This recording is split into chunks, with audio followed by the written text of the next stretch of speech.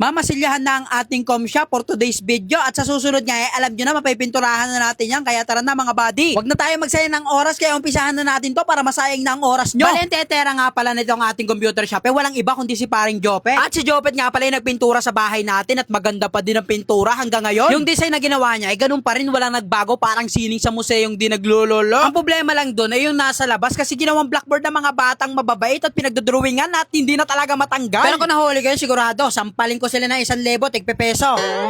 Kita nyo naman talaga namang napakabilis gumawa ng ating kaibigan. Wala pang kalahating araw pero napakarami niya nang nagagawa. Sa ngayon nga mga buddy hindi niya pa kailangan ng kasama pero tatawag na lang daw siya kapag liliyahin na tong masilya. O diba mga buddy kita nyo naman talaga napakasarap tingnan kapag may pintura. Dami nga nagsasabi sa akin na pwede na daw gawin tong bahay pero sabi ko hindi pwede kailangan negosyo kasi sa bahay wala tayong kikitain doon. Hindi lang yan mga buddy kailangan pa palang grinder itong nasa taas kasi nga pag hindi ito grinder ay makikita pag pinunturahan yung bukol-bukol ba.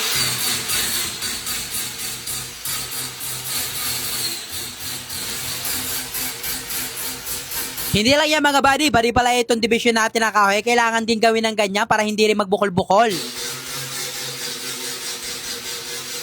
At kapag makinis na yan tulad nito, pwede na daw yan lagyan ng pintura.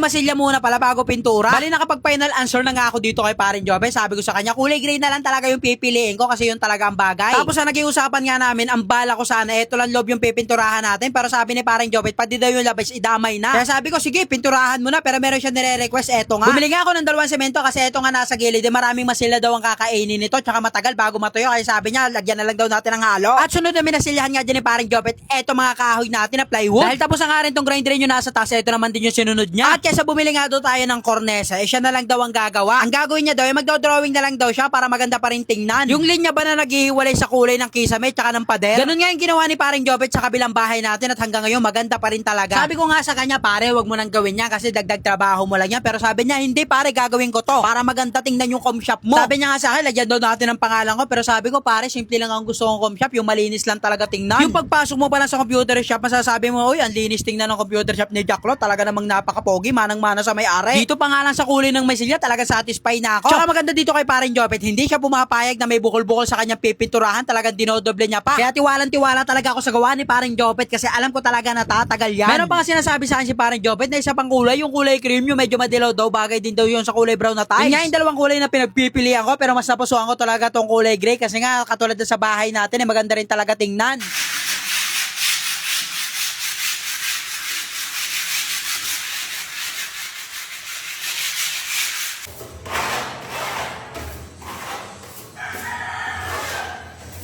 At ayun, eto na nga, sa wakas natapos na rin siya ngayong araw. Kinabukasan nga, eto, may dala namang isda si paring Jopet, bigay niya daw sa atin. Okay nga ito, bro? Yun, no? Thank you, bro. Thank you.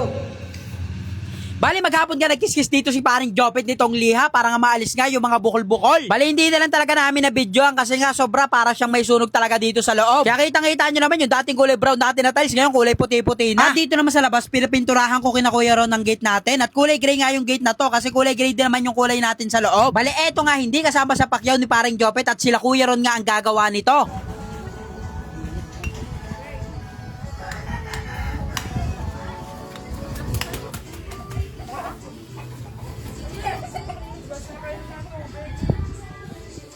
At ang ulam nga natin for today's video, itong isda. Tapos dito naman sa kabila, itong karne norte na merong ampalaya. At so good naman, nagustuhan naman niya ng ating mga manggagawa. At talagang ubos na ubos silang pagkain. At kinahaponan nga, eto natapos na nga nila kuya ron. Bagay na bagay din pala dito ang kulay gray na gate. Tingnan nyo naman yung details. So talaga maaliwalas at maganda rin naman kahit papaano sa mata. Kaya paano ba yan? Hanggang dito na lang mga kaibigan. Alam nyo na, wag muna kayo mawawala. Antayin nyo ako bukas.